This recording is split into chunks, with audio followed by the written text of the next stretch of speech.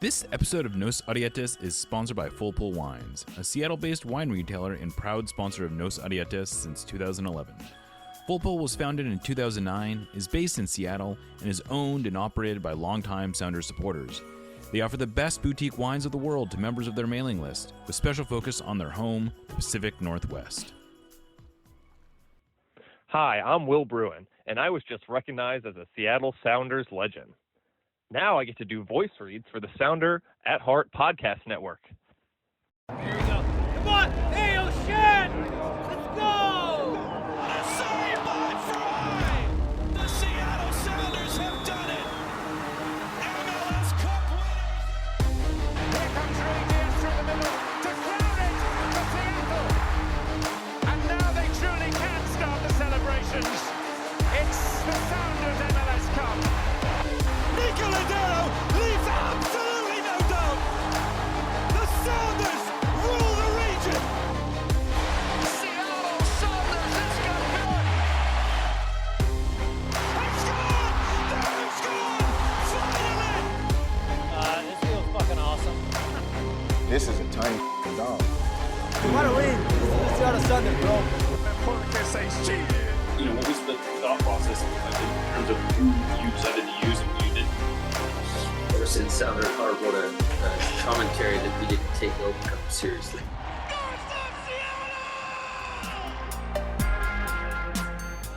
Welcome back to another episode of Nos Arietes, sponsored by Full Pull Wines, and of course, our readers. This is a mailbag episode.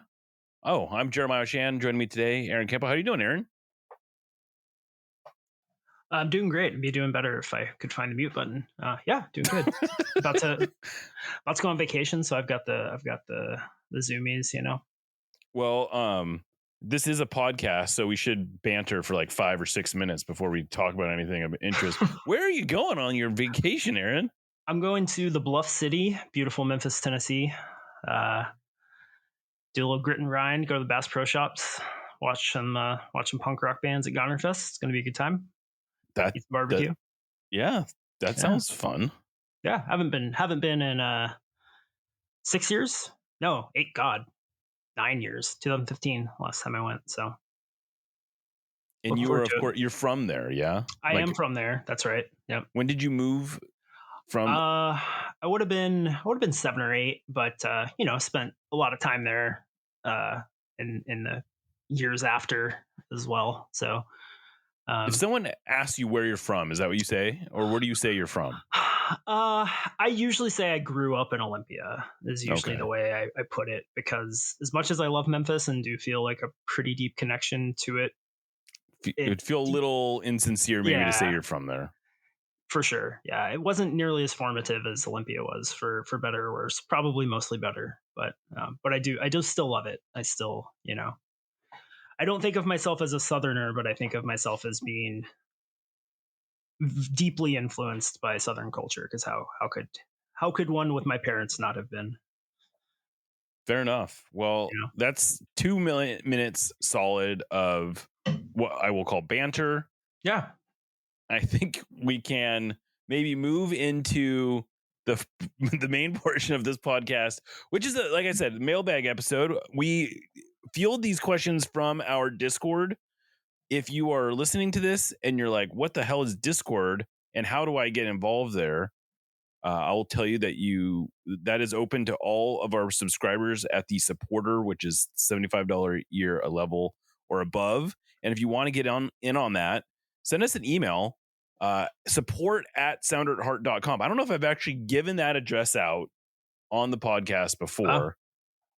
So I should probably do that more often, and then people can find it without going, I had no idea how to find that thing. How was I supposed to know that? So there you go, right? Yeah, now you know. One other thing I wanted to pass on. We are in if you are listening to this on the private RSS feed, or did you know that we had a private RSS feed? You might not even know that. But we have a private RSS feed. It's mostly the same stuff. The main difference is that you can get all the podcasts on the Sounder at Heart Podcast Network, which also includes Lobbing Scorchers and the Cooler Guild, all in one feed. So you don't have to subscribe to 3 separate feeds. You can get them all in one feed. Also, all the episodes of Sound Bites go on there, and anything else that we deem interesting enough to send only to subscribers and not to all of our regular listeners. All that stuff's going to go on our private feed. So if you are interested in getting that, we are in the process of changing the feed because we have a new podcast host that lets us do this in a more cohesive way. But anyway, you can get all the information you need to know at www.sounderheart.com/subscriber-feed. And everything you need to know will get you that information. Yeah, I subscribed. Couldn't be easier to plug that into your old Apple Podcasts or whatever app you use. I'm assuming it's easy in other ones too. If it's easy in an Apple native app, it has to be. Yeah, easy. I will warn you. If you listen to us on Spotify does not offer the ability to subscribe to a private RSS feed. Yeah, for some reason. I assume it's because they want their money to do that or they something. They got to put their 800 ads for Joe Rogan in there or whatever. Right. So that's another good note for you all. Also, if you're listening to this and you're not a subscriber to Sound at Heart, man, just become one. It's the best. I agree. Is the absolute best. Anyway, what we got questions. Let's get to some of those. Yeah, let's kick it off. The first one is from Boomstick315. With Obed's call up to Mexico U23s and the recent report that he's in the top 20 most experienced teenagers in the world, what do you guys think the front office sees as Obed's fair value? Would they accept a $3-4 million offer from a Liga MX teams like we've seen in recent years for players like Cowell, or do they value him more? I got to think that they value him more than that. I would imagine there was a time, maybe not so long ago, that they probably would have accepted a offer in the $4 million range as long as they got like a big sell on the other end of it. I would think this. I don't know this for sure, but my thinking is that $6 million is what you need to offer just to start a conversation. And I would think the Sounders might be looking for more like 10, but I could see them talking themselves into, look, it's pays off more in the long term if we get him someplace that has the potential to sell him someplace bigger, right? And that they see there might be real value in the sell on. But Boomstick did bring up this top 100 teens in the world thing. It's actually kind of an interesting list. It's through the Football Observer, I think is the name of the website. And basically what they do is they crunch a bunch of numbers and they came up with this. And this is what this particular ranking is based on, is looking at the level of competition that teenagers are playing in and who basically has gotten the most experience of those players. I have not gone through the whole list, but I can tell you that I think Vargas is 16th on this list, which is pretty impressive in itself. And he's the only American. He's the only player in MLS who is on this list. It just speaks to the kind of experience. Now, it does not mean he's the 16th best teen in the world. It just means that he is getting the most high-level experience, or the 16th most high-level experience, which is pretty cool. Yeah, there are definitely teenagers playing in equivalent leagues to MLS who are going to go for a lot more money than Obed Vargas is going to go for. And I don't know that they're better players. I doubt that they are in every case. But that's just the reality, right? Like, you're not going to get full value for MLS Academy products yet. No. And the way to do that is to sell players like Obed and they go on and succeed. But I think 3 to 4 million would be really disappointing. I would be.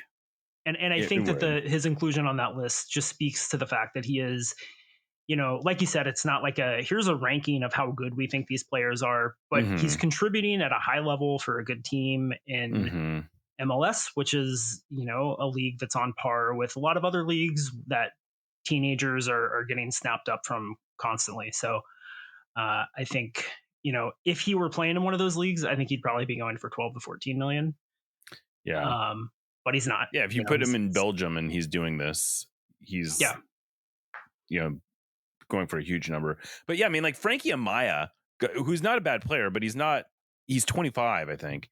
He got sold to Luka for $4 million. Like, if that's, this is a 5-year, 6-year-old player who's considerably older than Obed, who frankly doesn't have that much better experience. Right. And, if that's that's sort of like, that sets a pretty high floor for what I would think the Sounders would be willing to expect. My expectation for him is that they want him to play in the Club World Cup as a showcase event. He's going to play against some high level competition in that. And if he does well, it could be, big numbers.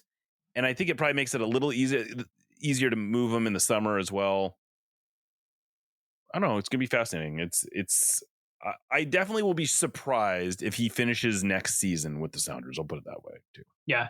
I guess I wouldn't be shocked if they do a similar thing like they did with DeAndre Yedlin, where they sell him and he stays the rest of the year on loan. Right. Okay. That if he hasn't been sold by the end of next season, I'd be surprised. Yeah. And that would be great because I'd love to get another year out of Obed, especially one where he knows he's going to get a big move, and he can just kind of be, I don't know, that's got to take a weight off, right? If he knows he's been sold, he knows he's moving on. Yeah. That's got to relieve some pressure. So that could be fun. Just to add this, I think it's going to go down as one of the great bag fumbles of U.S. soccer history that they just blew it with Obed. And I know he's following his heart, and I know, all the reasons he gave, I believe that he was being truthful. But I also think that if U.S. soccer had made it very clear that they wanted him there and that they were going to take him to the Olympics, that they were going to, do all that stuff, that it wasn't that he was there. He was in the U.S. camp. He had played multiple reasonably high level games for the U.S. and that they just sort of like stopped calling him is very odd. And I suspect that it's going to be one of those ones that they kick themselves over for a long time. But yeah, I do wonder if that had happened under the new regime. Obviously the head coach of the national team is not making all of the decisions at that level, but he's going to have some input on who he wants in the pipeline. And I'm curious. Obed seems like a guy he would like, Pochettino would like, but so it goes. Yeah, this one's from Chris S. He says, it seems like successful MLS teams fall into one of two categories. Constant roster turnover, but not as many club legends, i.e. LAFC, or a consistent core roster that has their club legends maybe overstay their usefulness, i.e. the Sounders. Is this oversimplifying things, and do you have a preference one way or the other? I think it is oversimplifying things a bit, but I think I don't think it's a bad question at all. Like, I think that that's a generally fair characterization, and I don't know that one is better than the other. I think the LAFC thing has kind of caused a little bit of brainworms, and I'm just as guilty as anybody else, to the sense where they're being held up as this paragon of every, like, this is how you do everything that LAFC is doing is what the Sounders should be doing, right? And like, LAFC and the Sounders are not that far apart in the table. The Sounders have beaten LAFC in big games in the past. Yes, like, LAFC is very much on top in this rivalry right now. I don't think anybody is questioning that. I think that's very obvious. But LAFC has struggled. Like, they've missed the playoffs. They've lost a lot of cup finals. Their approach has its own kinds of risks. And so I don't think that their way of doing things is inherently better. I think that the Sounders, less than wanting to trust their players and keep a core together and put an emphasis on having players connected to the club, I don't think that's the problem as much as they are really conservative with how they spend money. And I think that's more the issue, where the stuff starts to become a problem, where they're making decisions based on, frankly, pretty small amounts of money that they maybe shouldn't be making. And so I don't think that that's their desire to, have like players be here for a long time necessarily. I think it's just a desire to not spend money that they don't absolutely have to spend. That's really causing the problem. But there is obviously a downside to, you know, putting faith in older players, and we've kind of seen that over the last 2 years. But there's also a downside to lots of turnover. You can just get a group that doesn't work together well and have a bad couple seasons and have to start over from scratch. But yeah, I think there's a happy medium to strike between those two things. Yeah. It's not unfair to say which of these two extremes do you prefer. And I guess if I have to choose between those two extremes, I guess maybe I would prefer the Sounders end, which is you do grow an affinity for players, but it also feels like there's a little bit of a false choice here, because you can have a sense of place and you can have a sense of club and you can do all these things. You can keep your Jordan Morrises and your Christian Roldans and your Steph Fries, but it doesn't mean you can't buy out Nico Ladero. It doesn't mean you can't buy out Raul Ruiz. It doesn't mean you can't buy out João Paulo if that's what you want to do. Like, I think one of the things that the Sounders, to your point, what's holding the Sounders back is not a desire to have players around for a long time. It's an unwillingness to sort of spend money to spend more money, right? And just not, like you said, to not spend money you don't have to spend. And I think that's probably the bigger problem. And, you know, if the Sounders were willing to move on from Raul Ruiz this last summer, they probably could have brought in a new DP and we'd be having very different conversations about this team. And it wouldn't, at the end of the day, wouldn't have really cost that much more money. So I don't know. I would hope that something changes as far as this goes, because they do need to be more comfortable with roster churn than they have been. But I don't also think they need to go to the point where they are making, you know, where they're letting go of players that they could and maybe should hold on to at the same time. Yeah, I will say that I think that the idea that the Sounders never turn the roster over is, I think that's a recent phenomenon. Like, it is. It feels like it's something that's happened like really post-COVID. Right. There was a lot of consistency, obviously, from 2016 through to the last year or two. But there was also a lot of turnover. I mean, Osvaldo Alonso left the team. They've gone through a lot of center backs. They've had a lot of supporting players. Gustav Svensson has come and gone. I mean, important players that they have been willing to move on and move out. So I do think it's a more recent thing. But yeah, I mean, after 2016, I think they got rid of 11 players or something. Yeah. But anyway. Next one is from Vertner, which is very fun to say. How does LAFC keep getting away with it, a la adding Novella as the window closes? You know, the Vela thing is an interesting.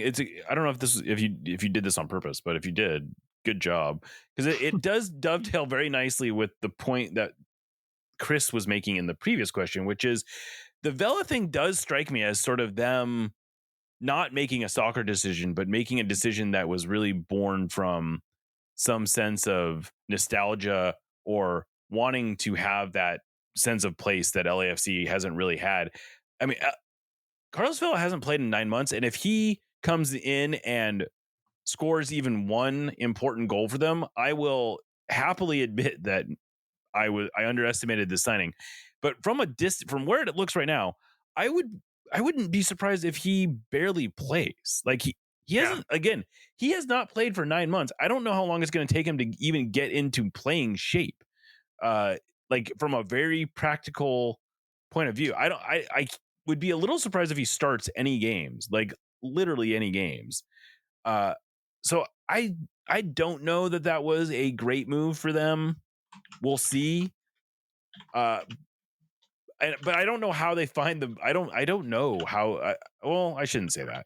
I suspect the main reason they're able to have this sort of roster flexibility is because of their roster churn, because they've been able to stockpile general allocation money through various trades and transfers. And so they probably have a little bit more wiggle room than a team like the Sounders, who I think that's really where they get hurt more, is that they just don't have the flexibility because all their money is wrapped up in their current roster. They are constantly spending at what their cap number allows, whereas LAFC seems to build in a little bit more wiggle room because they have more ability to do that. But they also then this is also a team that will play with short rosters, and that maybe gets to the how do you get away with it thing. Like earlier this year, like they only had 20. Like when the Sounders played them in the season opener, I think they only had like 21 players under contract, which is kind of crazy, but it's working for them, I guess. Yeah, I mean, even Carlos Vela has said, I don't even know how much I'm going to play. Like in the press conference where he resigned, he said, if it's 1, 2, 3 games, I don't know how my body will respond. That doesn't sound like a guy who is planning on being an impact player. Like, I think this is like a glorified version of the Sounders signing Ozzie Alonso to a deal at the start of this year. I mean, it would be very funny if he signs, plays 1 or 2 games, and then they don't pick up his. Because I think the option maybe he does have an option, yeah, for all of 2025. For all of 2025, yeah. I mean, that would be kind of hilarious if they didn't pick up his option in 2025, and he just it's like, what do we do this? Why did we do this? Yeah, I'm curious how much he's even hitting the cap at. It can't be that much. I saw someone saying like he's not going to be a DP, and I'm like, was that a thing? Ever happen? Right. Yeah, I mean, I think he was not good last year.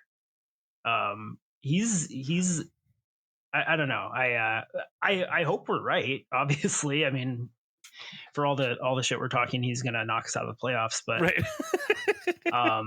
Yeah, this isn't a signing I'm jealous of, and it's one that I think of all the signings that they have made, it's one that doesn't trouble me too much because I can't imagine he's hitting the cap at that much. And like you said, they generate a lot of allocation money. Yeah. All right. Well, this one's from. Are we gonna go Maxi or just Max? I think Maxi. That's how I was leaning. Okay. How much of Pedro de la Vega's minutes restriction is fitness versus performance? Feeling more like the latter these days. I mean, this is one that you probably have more actual insight than I do, but just from my perception of it, I think it's performance. I mean, obviously they're going to be careful with him and they want to bring him along slowly. I'm still very high on Pedro de la Vega, and I think that you can see the glimpses of the kind of player he can be. I think he's just getting used to MLS, getting used to his teammates, and he probably is playing a little tentatively as well, whether he knows it or not. But he's not playing great soccer. I think it's pretty fair to say. I'd say it's very fair to say.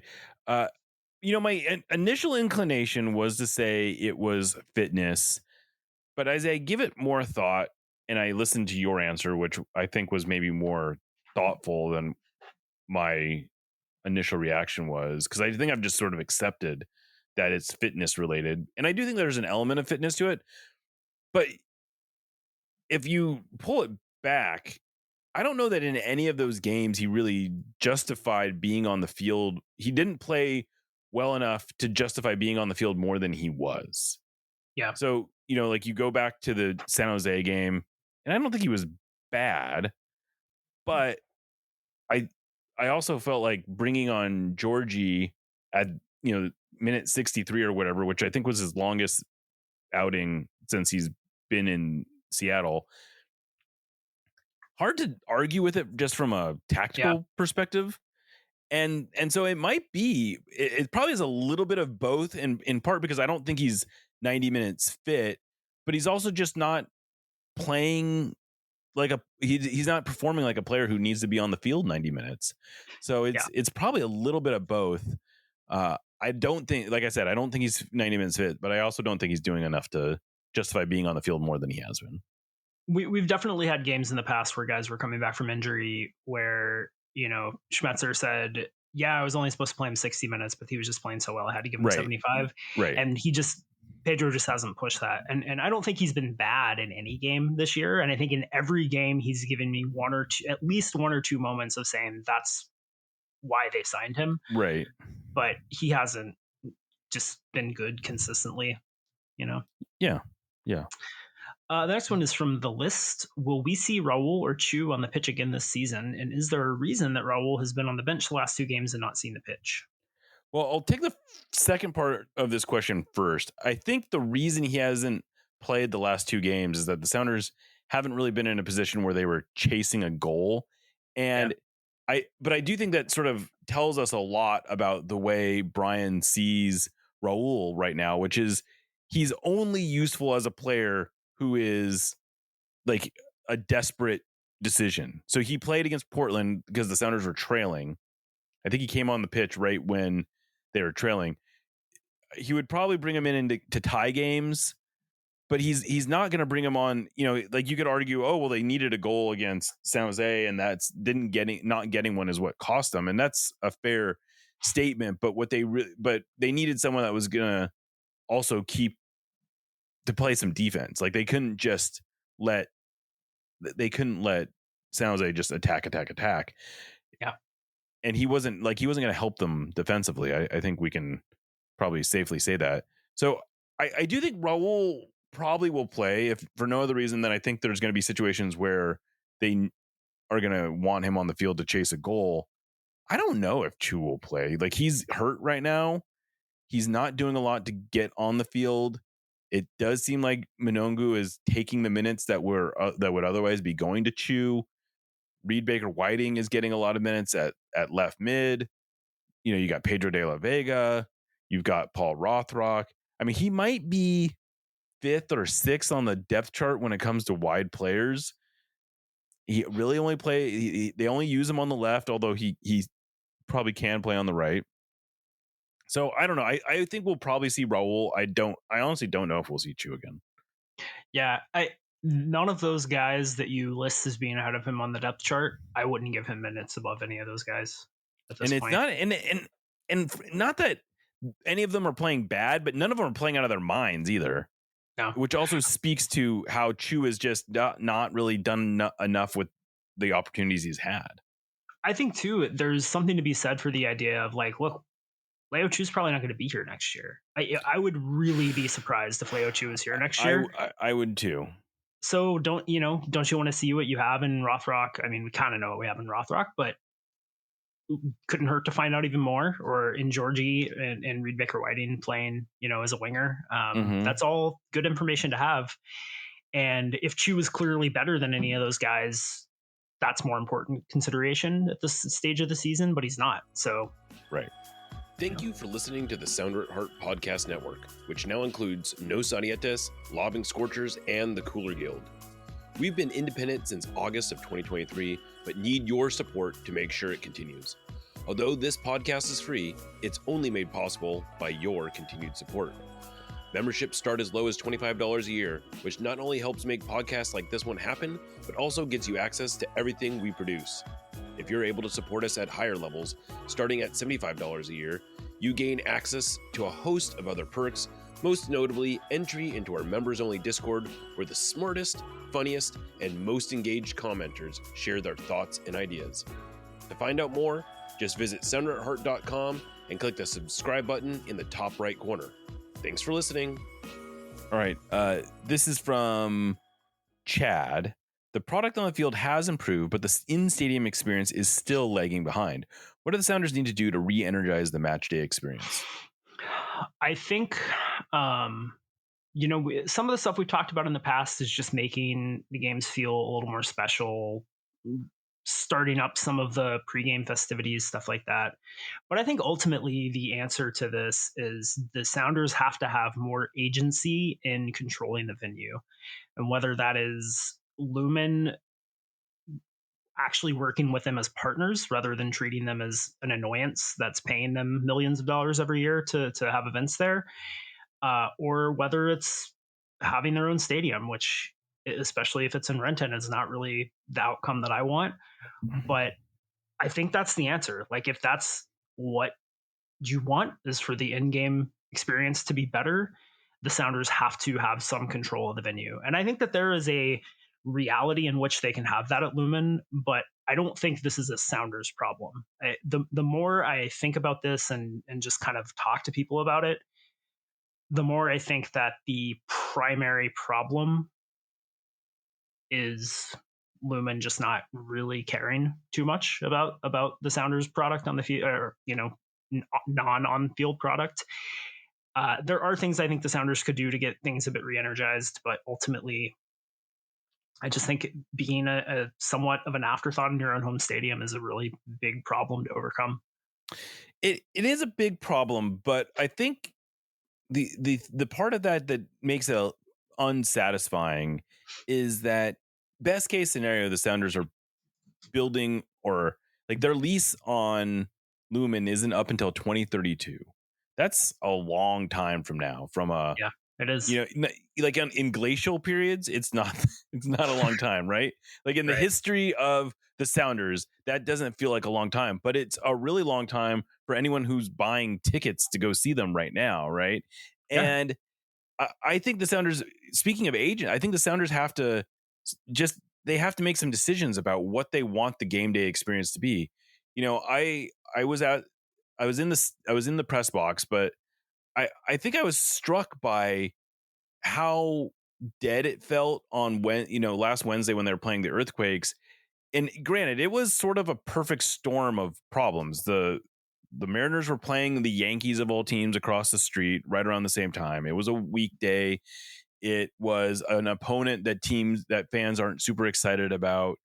I get it. There was a million reasons not to want to go to the game, but the stadium was relatively empty, and I realized this is not a Sounders specific problem. Teams all over the league struggle with midweek attendance. That is a given.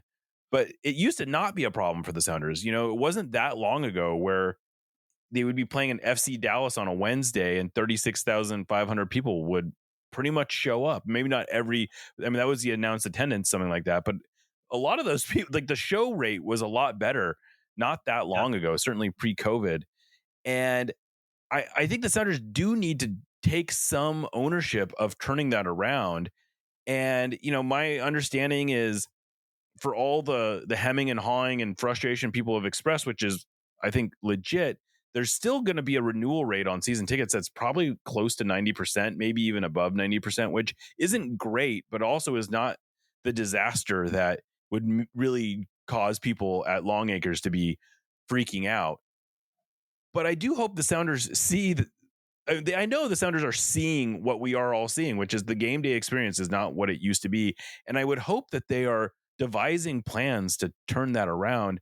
I don't know if there is an easy answer other than maybe play more exciting soccer and make the product on the field more exciting than it's been. For all the success the Sounders have had, they aren't exactly, they've played a lot of boring games at home, although I do think it's been better lately. But I do think that like the whole transfer strategy does play into the excitement around the team way more than I think ownership at least thinks. And it's tough to get excited about the same cast of characters every season, and I think that might be the simplest solution, although it's not the most satisfying one. As another aside, this is not necessarily having to do with the excitement on the field, but I saw a post on Reddit about the gift that Earthquakes fans got for their 50th anniversary. And there was a lot of people complaining about it, so I don't want to make it sound like this would have been a home run, but they gave like a time capsule kind of thing to all their fans for the 50th anniversary. And it had like a replica of the very first ticket to when the Earthquakes, of course, it was like a replica ticket, and there was a whole bunch of like random items that were sort of like nostalgia laced items. And it struck me that as much as fans in San Jose did not seem to be loving that as a season ticket gift, it was still a lot better than what Sounders season ticket holders got, which was, like we've gone through this, basically a scarf or a pennant or a hat. And the Sounders just put out their season ticket. They had a similar process for next year where you got to pick an item, and it's like stuff that you would order out of like a corporate catalog, and you just put your logo on it. And I just can't help but think like, I get it. On part of me is like, at the same time, I went to Long Acres last week, and they were literally destroying boxes, like hundreds, if not thousands, of season ticket packages from 2 years ago. That was the Bruce Lee scarf with like the pin. And because they just found these pallets of unused season ticket packages that they're now getting rid of. And it did, and I have to assume that this played into their whole, like, there's so much waste here. Why we're just flushing money down the toilet. And I get it. Like, there's got to be some happy medium between these things, but I don't know. I hope that they are getting creative, and I'm not seeing it right now. I don't want to go on I feel like we've gone on this diatribe a little bit several times in the last few months, but anyway. I mean, I think that you're right. Like, it's as much as I do think they're really shoveling uphill with the stadium situation, there are things that they could do to improve things, and it doesn't feel like they're doing them. Right. And I do think that it would be one thing to have almost no roster turnover if you had won the MLS Cup last year. Mm-hmm. And you're like, let's run it back for the supporter shield, sure, but that obviously is not the case. And I think that pretty good with the same guys for like pretty good is always in isolation and a vacuum is fine. You know, pretty good, finished second, won a couple playoff games.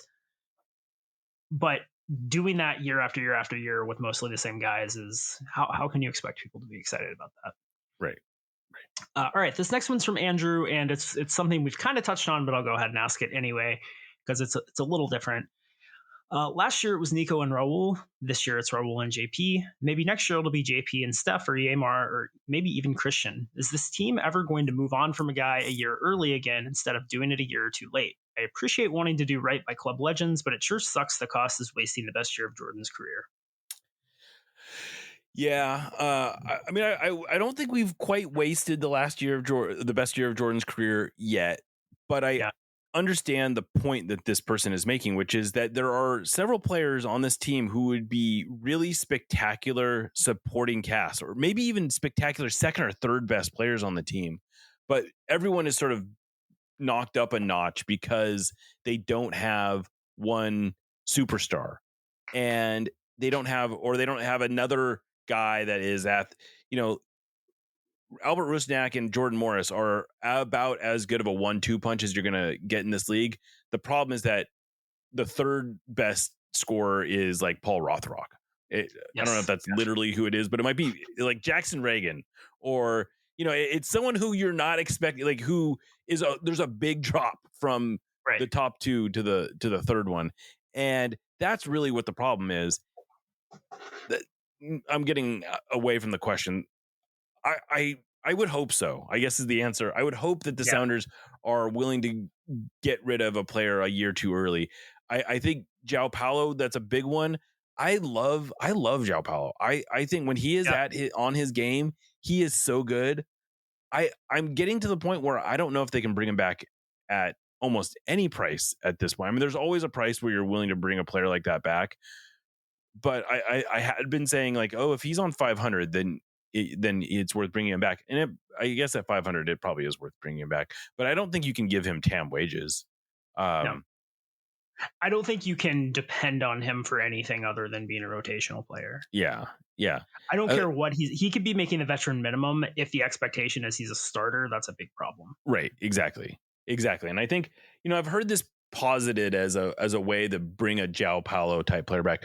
You bring him back and you say, look, you're gonna start all the big games, but you are gonna sit every Wednesday or whatever. And it's like, I'm sorry, but that's not actually a viable plan. No. You can't tell a player you're gonna start all our biggest games, but then you're not gonna play in a bunch of them either. No, the thing is that if you're not playing him on a regular basis, you should not be relying on him to start your biggest games either. Yeah. And João Paulo this year went from earlier in the year being consistently one of the Sounders' best players to being not the guy he was, but still a pretty solid player, to a guy that I don't want to see in the lineup. Why do we think he's going to be capable of bouncing back next year, even if it's in a much more limited role. Yeah, I mean, they're saying that they think he'll be back for they hope he'll be back for the Rapids game. And I mean, sure. I would hope he's not going to start in that game. I'll be curious to see what the Sounders can get out of him for the last, if he doesn't play in the Rapids game, that there's only 2 games left after that. And I don't, if you're playing well, I don't see how you justify starting him. If Christian Roldan continues to look good in his role, I feel like you're sort of forcing a round peg into a square hole or whatever I guess I got that backwards, but anyway. I think they both work. Yeah. All right. Speaking of square pegs and round holes, Squared. I wonder if that was why. Anyway, Nuhu Nuhu is strong, aggressive defender who is rarely taken off the ball. Would you ever consider playing him at the 6? God, no. Just that, absolutely not. I am wincing. No. I think that would be a disaster. Yeah,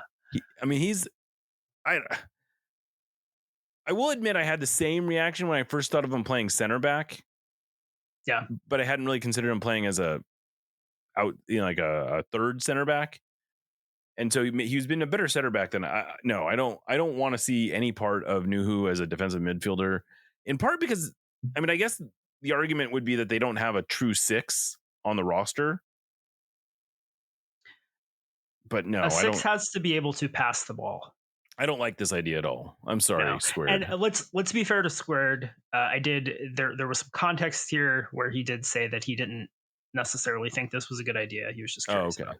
So yeah, well, I don't want to see it. No.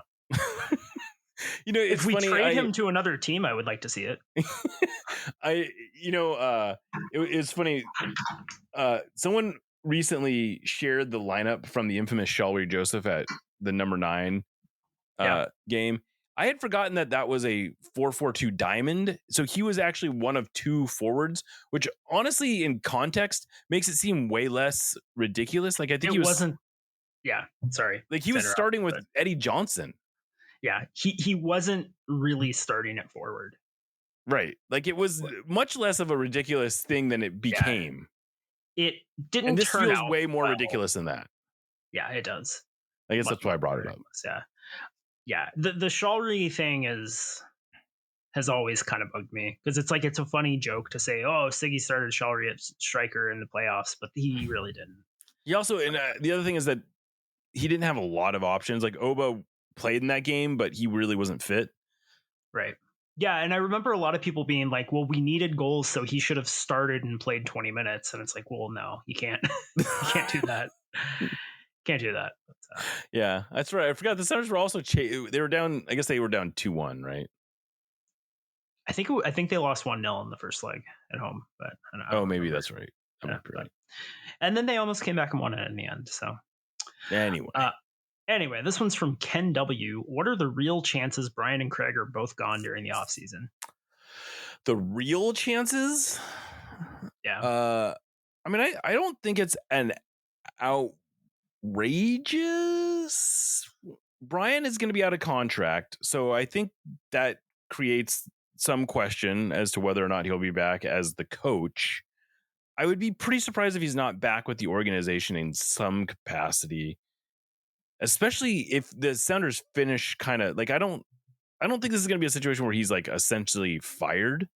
Like, yeah, he could get moved into another part of the organization, but I think there's definitely a possibility he's not the head coach next year. Craig, I don't know. I don't know.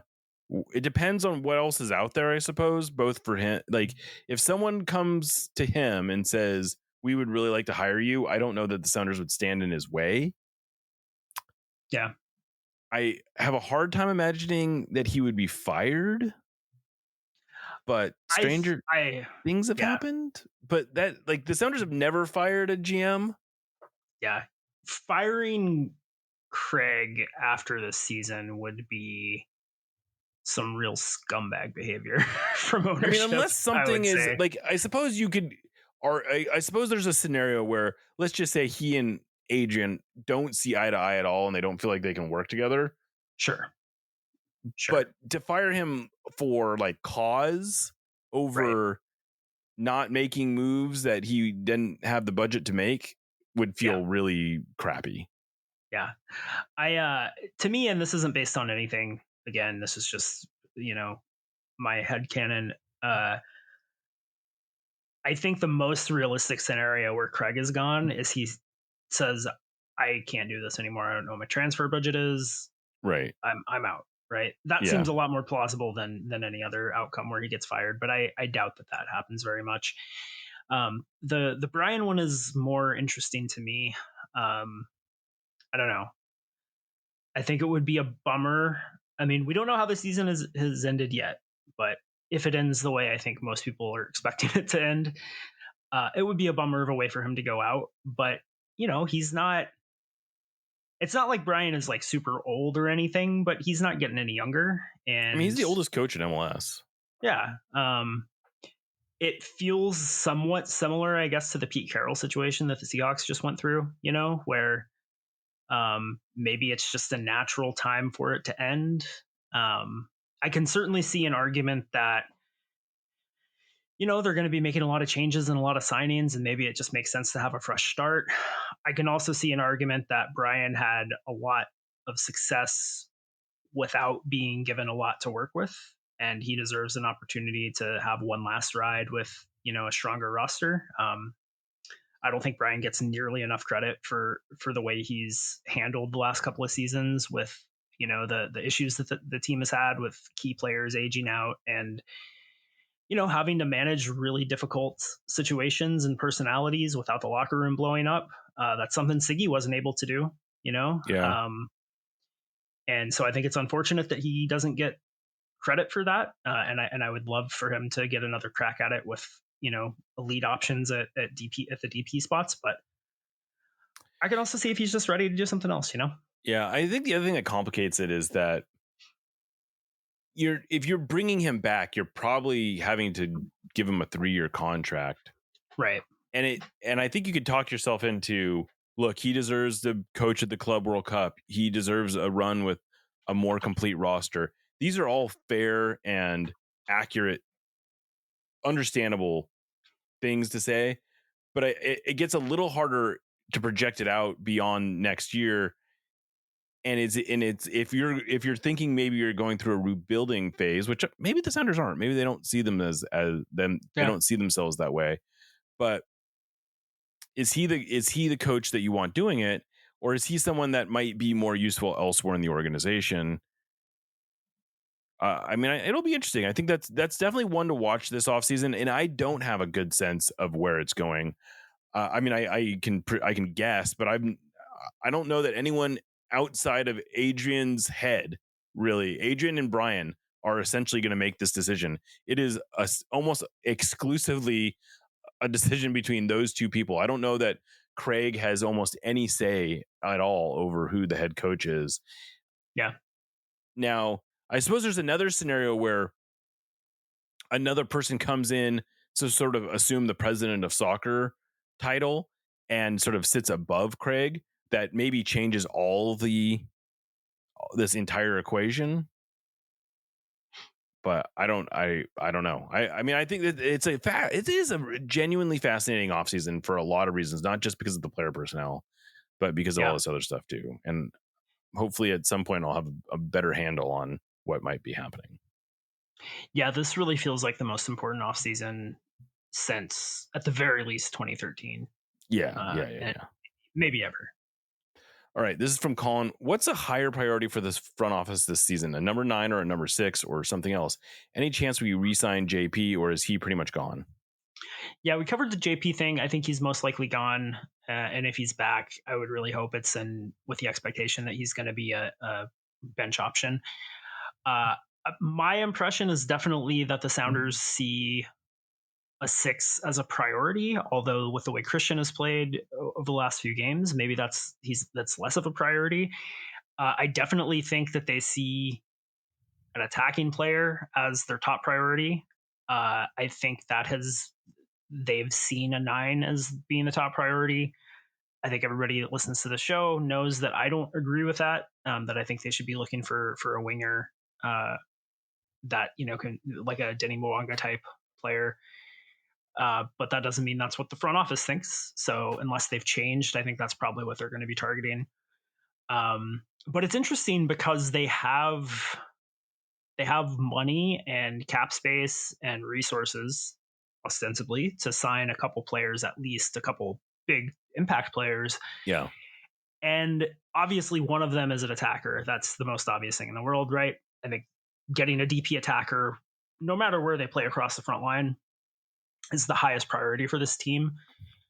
I don't know what the next highest priority is, and I think it might just come down to who is the best player we can get.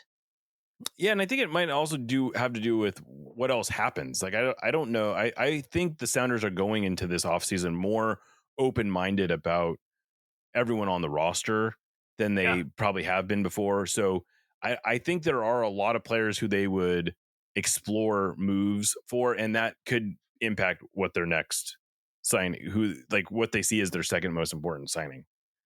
Right. Yeah. Yeah. It'll be a very, very interesting offseason. It's exciting and also a little bit terrifying. Yeah. Because if all the worst case scenarios about what people I think are doom casting come to fruition, it'll be pretty apparent pretty quickly, and it's going to be really unpleasant.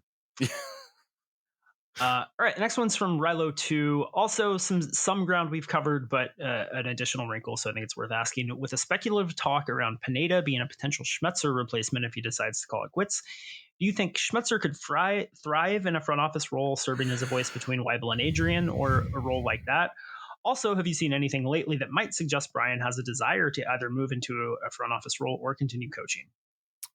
Well, today, as coincidence would have it, Nico Moreno asked Brian about his coaching future, and he basically didn't even entertain the question, which to me suggests he is not ready. Like, if he was mentally ready to move into the front office, I feel like he might be giving those vibes off a little bit more. Or maybe he's just playing it close to the chest. Maybe he doesn't want to get ahead of himself. I don't know. But I would be surprised if he sort of took on that president of soccer role. I could see him being more of like a scout type of role where they send him around the world to go look at players and he kind of tries to find players that fit the Sounders way. If he were to move on, and I do think Gonzo Pineda is probably the most obvious replacement candidate, especially if he's available. He's currently available.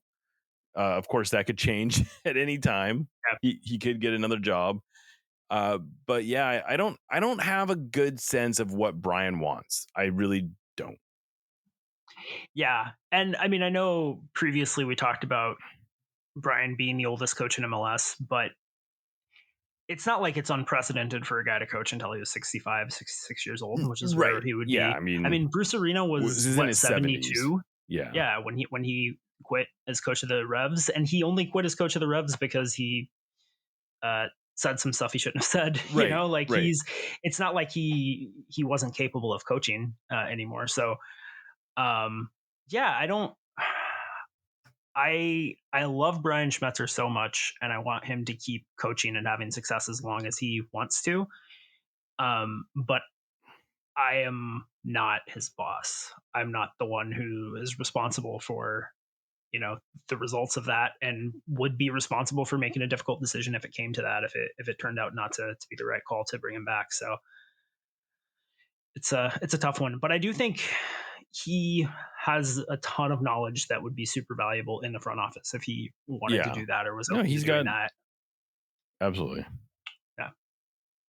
All right. This is from Mike Standish. If you had the power to ask Adrian Hanauer one question and get a completely 100% honest answer, what would that question be? I think it would probably be, what are your plans in the short term in your role as owner, right? Like something like that, right? Like it's tempting to say, what's the transfer budget, Adrian? But I think just having Adrian, honestly, because I understand a lot of the reason that Adrian doesn't say more and gives political answers is because that's the prudent thing for him to do. I don't necessarily blame him for being cagey. I think that it's kind of what you would expect. But I would like to, if he was under some sort of like genie spell and he had to tell me honestly what his plans for the next 3 to 5 years were for the club, I would love to hear that from him. I think it would be illuminating. I think I would probably feel a lot better about things at the end of it, frankly. But yeah. Well, I laugh. I don't know if that came across, but I laughed because that was almost exactly the question I would have wanted to ask him. Like, what's the plan? What is the like? I would like for him to articulate the vision for where this is all going, because it does feel a little rudderless right now. Yeah. Like, it does feel like we're seeing lots of examples of being penny wise and pound foolish, and sometimes just straight up foolish about how we are budgeting and spending money. The fact that they just went through a summer transfer window with seemingly no transfer budget is really hard to get my mind around. And I just want to understand what is the plan here? And I'm with you. I think I would like to think there's an answer. I'd like to think that answer would create some buy-in. Yeah. Although there's also, I suppose, the possibility of the answer is like, oh, we're just gearing up for a sale or something like that, which would be super unsatisfying and frustrating. And, but it would be really, really, really nice info to have. It would be great info to have. It would retroactively make a lot of things make sense. Right. So, if Adrian is inclined to answer that question, he is welcome to come on the show and share that information. Yeah, we will be summoning a Jin to make sure he is answering it completely. Right, exactly. But, all right, last one for this month. Thanks for all the great questions, everyone. Is from Sounder Monkey. Are we seeing Pete Rothrock, or can he get better? I think he can probably get more productive.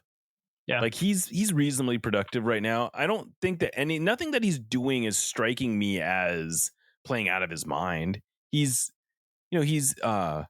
hustling. He's putting himself into good positions, but he's not like hitting 20-yard bangers or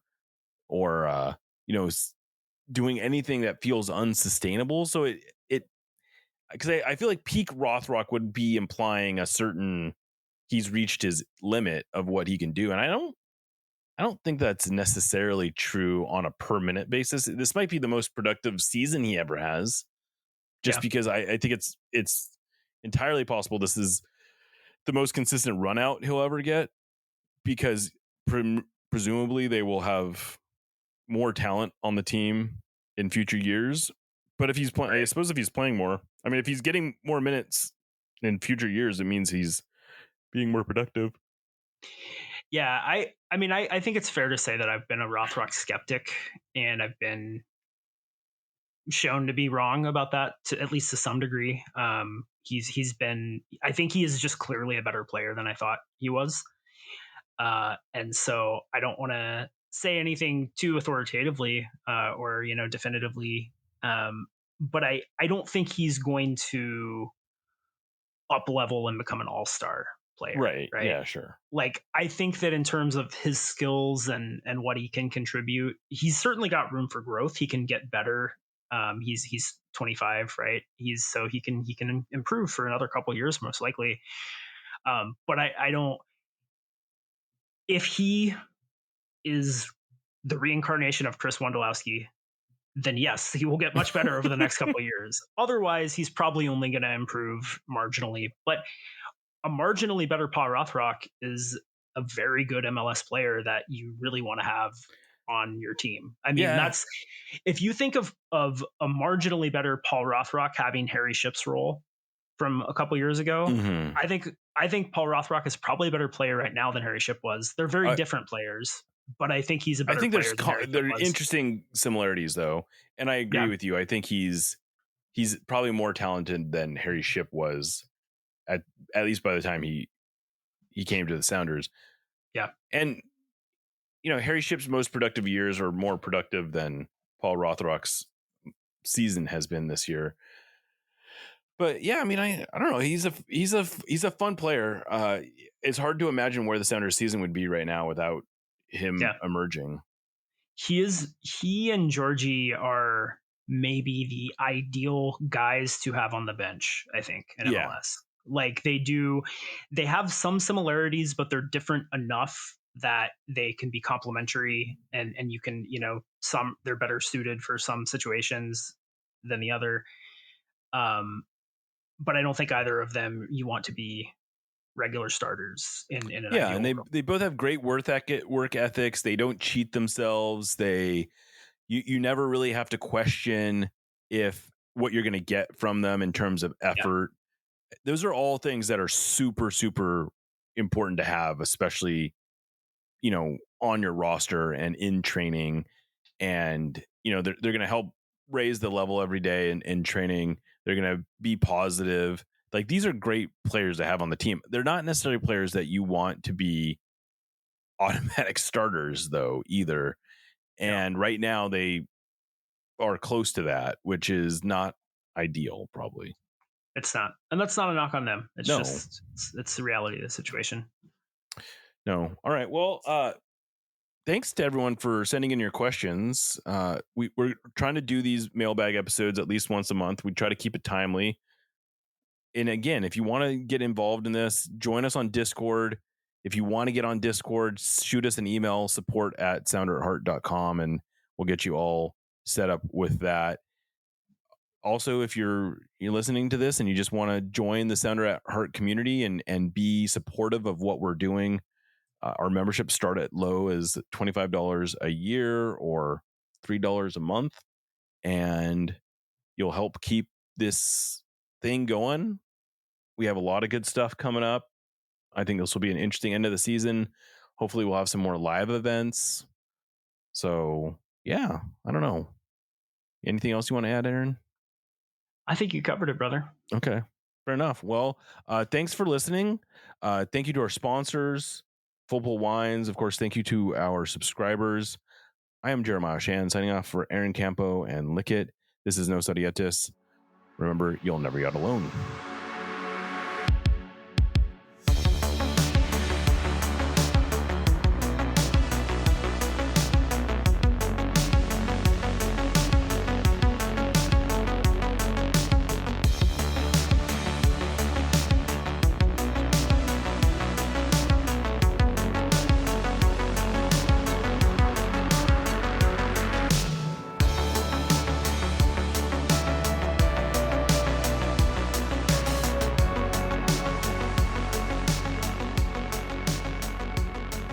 We love you. Let's win another one!